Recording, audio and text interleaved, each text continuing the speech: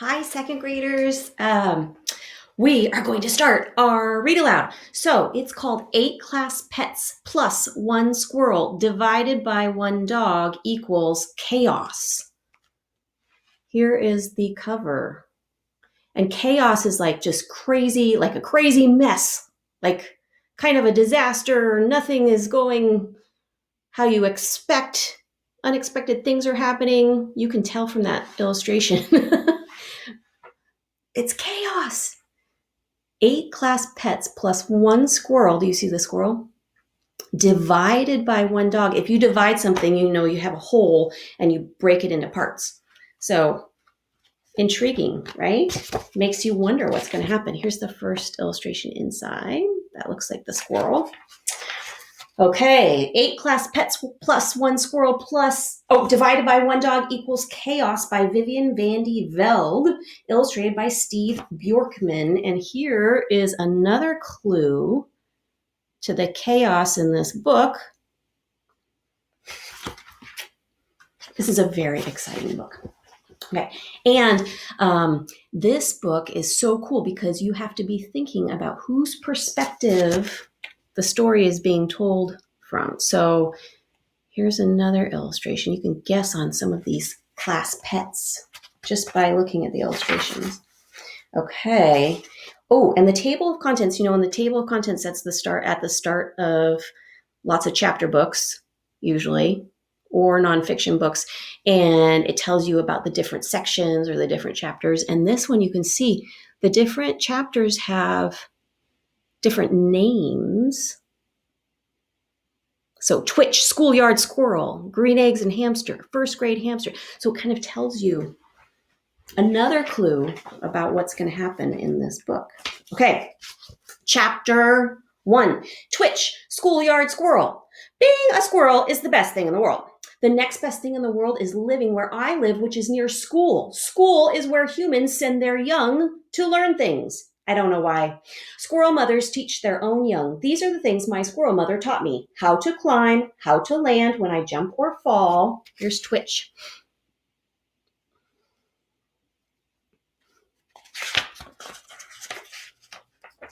How to find food. This is all in a list. Can you see up there?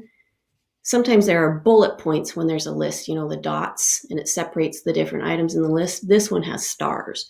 So it's a list of all the things his mother taught him. How to find food, how to bury food, how to find food after I've buried it, how to look cute enough that humans will give me food so I don't have to find it, bury it, or find it again. How to get along with animals that don't eat squirrels. Not eating squirrels is something I admire in those I meet. How to get away from animals that do eat squirrels. These are all valuable lessons for a squirrel. I'm not sure why humans can't teach their own young. A few of the children are all right at climbing, but most aren't good at finding food, and they're hopeless at burying food. A squirrel mother teaches her young all that they need to know by the end of the summer, but human children spend 5 years in school. They actually spend a lot more than that, don't they? If you include like kindergarten, that's 6 years in elementary school, preschool, middle school, high school, college. Whew. 5 years is long enough for a squirrel to grow very, very old, so it's a good thing we're faster learners. And the humans aren't even truly finished in 5 years. I've heard them talking, and I know before they go to school, they go to kindergarten. And after they leave school, they'll go someplace that's called middle school. And after that, they'll go to high school. I haven't even seen any of these other places. I have no idea what kindergarten is, but by their names, I'm guessing middle school is halfway up, and high school must be at the very top of a tall tree. He's using what he knows about his world to make guesses about what those things mean, right? So whose perspective is this chapter from? Squirrel. Yep. Twitch, the squirrel. I suppose that's the only way humans will ever teach some of those young ones to climb. But school and the yards around it are a good place to live. It's fun to climb up the school building and to play on the playground equipment when the children aren't using it. There are also trees for climbing, and some of them are nut trees and some of them are fruit trees. That's 2 of my big interests rolled up into one, climbing and eating. And the people who live here love squirrels. They're always buying toys and exercise equipment for us, and they set these things up around the feeder to make sure we notice them. It's a mini playground with a snack bar in the middle. Some of the toys are for twirling on, and there are ropes to shinny up and to climb down and balance beams to walk across. Sometimes, to make things extra challenging for our benefit, the ropes and poles are greased to make them slippery. Whee! I think he might be talking about, sometimes when there are bird feeders, people try to put they try to make it so that the squirrels can't get there to eat the bird food. And so they put barriers up around it so the birds can fly in, but squirrels can't climb up. So he's saying it's so great. It's like an obstacle course. It's very considerate of people to give us these jungle gyms so we don't become fat and lazy, like, for example, the groundhog. One day I was exploring a new bird feeder in the yard next door to school. It had a big slippery disc for sliding on. I think the disc was so he couldn't get up to the but he's seeing it as a slide. That's his perspective. I was having so much fun I lost track of time, and then I realized that the air had turned cool and the shadows were growing long. Evening is a dangerous time of the day because certain creatures who are not squirrels and who are not fat and lazy groundhogs start thinking about dinner or breakfast. Some of them start thinking about a meal that involves a squirrel.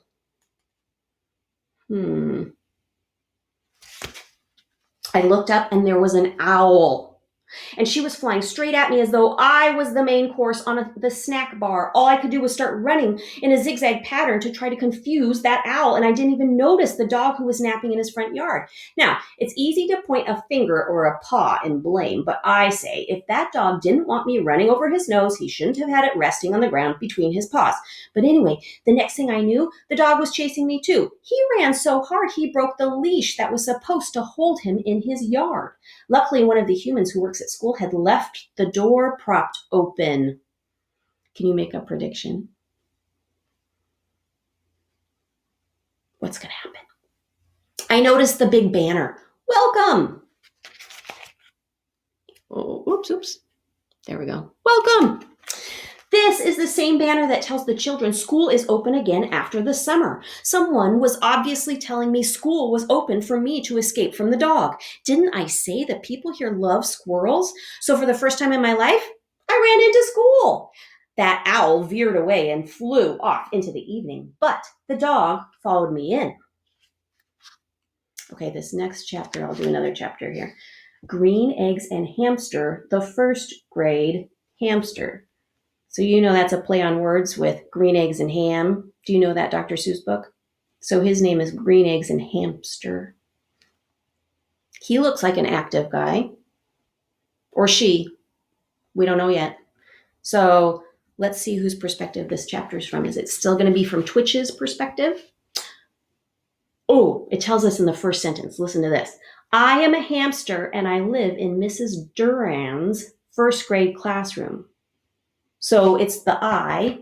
It's called first perspective in a book when you're saying I, me, and you're talking about yourself. And so it's from the hamster's perspective, this chapter.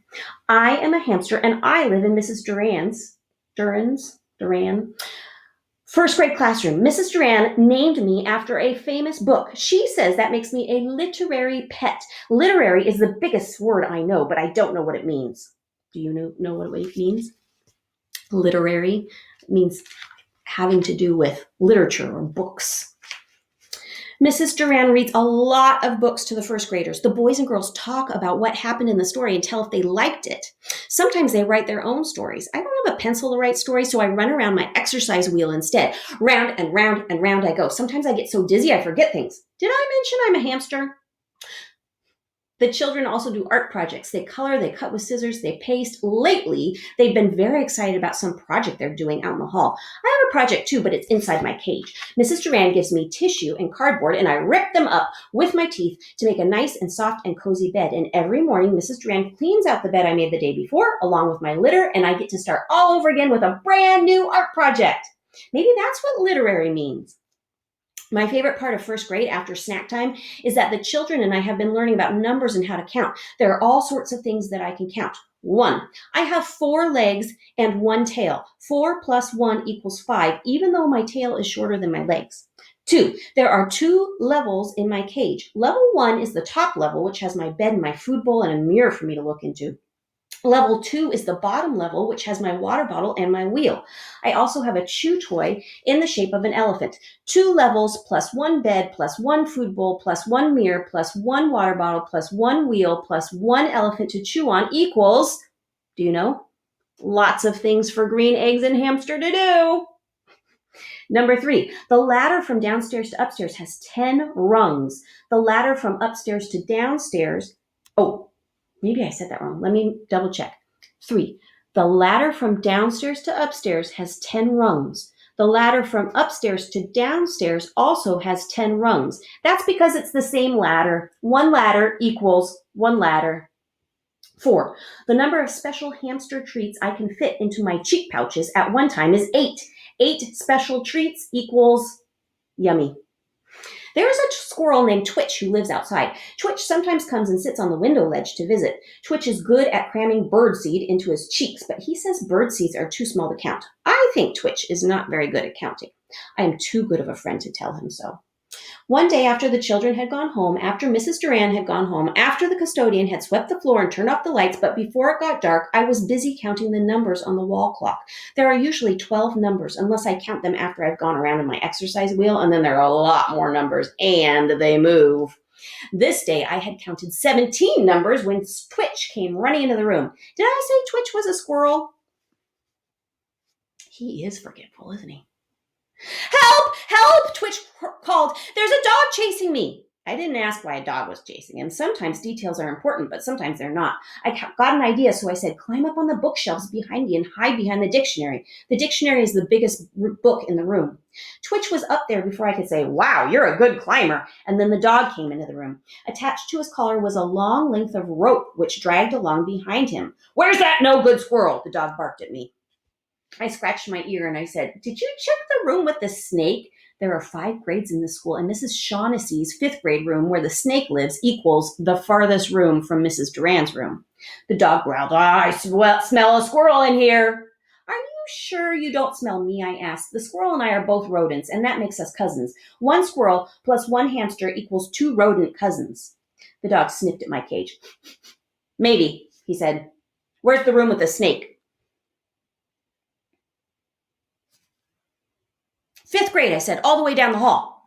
The dog left, his rope leash still trailing after him, but just when Twitch started to come out behind the dictionary, the custodian came in. Twitch ducked down again. I thought I heard a dog, the custodian said. He's gone to 5th grade, I said. But even though animals can understand people, most people aren't very good at understanding animals. The custodian looked around, scratched his head, and said, must be outside the building. Good. A dog is in the school. It's the last thing I need with that art contest tomorrow. Boom, boom, boom. I think that's kind of a teaser for, I don't know, what's going to happen next. As soon as the custodian was gone, Twitch climbed back down the bookshelves. Thanks, cousin, he said. See you tomorrow. He ran out of Mrs. Duran's room, but was back before I could climb onto my exercise wheel. Oh no, he said, the human has left school and he shut the door behind him. That dog and I are both locked in here. What should I do? This was too much for me. I had thought of one plan, but I couldn't think of 2. Go next door and ask Rabbit, I said. She likes to order everyone around, but she's smart. She'll think of something. Okay, chapter 3 next time. What's going to happen next? Oh, here, the next chapter is called Miss Lucy Cottontail, 2nd grade rabbit. Our grade.